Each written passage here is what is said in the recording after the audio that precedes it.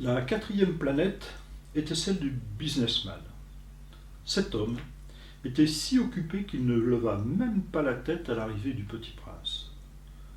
Bonjour, lui dit celui-ci. Votre cigarette est éteinte.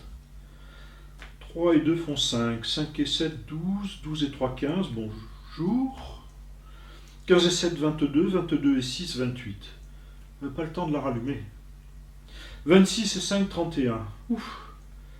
Ça fait donc 501 622 731. 500 millions de quoi? Hein?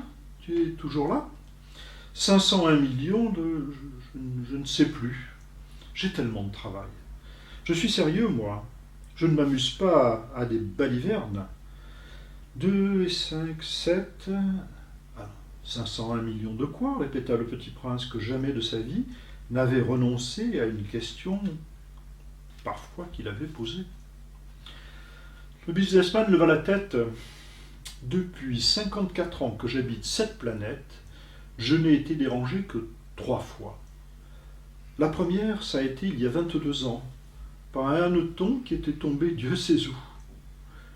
Il répandait un bruit épouvantable.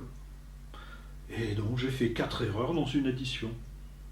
La seconde fois, ça a été il y a 11 ans, par une crise de rhumatisme. Tu sais, je manque d'exercice, je n'ai pas le temps de flâner. Je suis sérieux, moi. La troisième fois, la voici. Je disais donc 501 millions. 1 million de quoi? Le businessman comprit qu'il n'était point d'espoir de paix. Millions de ces petites choses que l'on voit quelquefois dans le ciel. Des mouches? Mais non, des petites choses qui brillent. Des abeilles? Mais non, des petites choses dorées qui font rêvasser les fainéants. Mais je suis sérieux, moi. Je n'ai pas le temps de rêvasser. Ah, des étoiles. C'est bien ça, des étoiles. Et que fais-tu de 500 millions d'étoiles? 501 622 731. Je suis sérieux, moi. Je suis précis. Et que fais-tu de ces étoiles? Ce que j'en fais? Oui. Rien. Je les possède. Tu possèdes des étoiles? Oui. Ah, mais j'ai déjà vu un roi qui... Les rois ne possèdent pas. Ils règnent sur, c'est très différent. Et à quoi cela te sert-il de posséder des étoiles? Ça me sert à être riche. Et à quoi cela te sert-il d'être riche? Eh bien, à acheter d'autres étoiles, si quelqu'un en trouve. Celui-là, se dit en lui-même le petit prince, il raisonne un peu comme mon ivrogne. Cependant, il posa encore des questions. Comment peut-on posséder des étoiles? Alors, à qui sont-elles? Riposta grincheux le businessman. Je ne sais pas, à personne. Alors elles sont à moi, car j'y ai pensé le premier. Ça suffit? Bien sûr, quand tu trouves un diamant qui n'est à personne, il est à toi. Quand tu as une idée le premier, tu l'as fait breveter, elle est à toi. Et moi je possède les étoiles, puisque jamais personne avant moi n'a songé à les posséder. Ah, ça c'est vrai, dit le petit prince. Et qu'en fais-tu? Eh bien, je les gère, je les compte, et je les recompte, dit le businessman. C'est difficile, mais je suis un homme sérieux. Le petit prince n'était pas satisfait encore. Moi, si je possède un foulard, je puis le mettre autour de mon cou et l'emporter.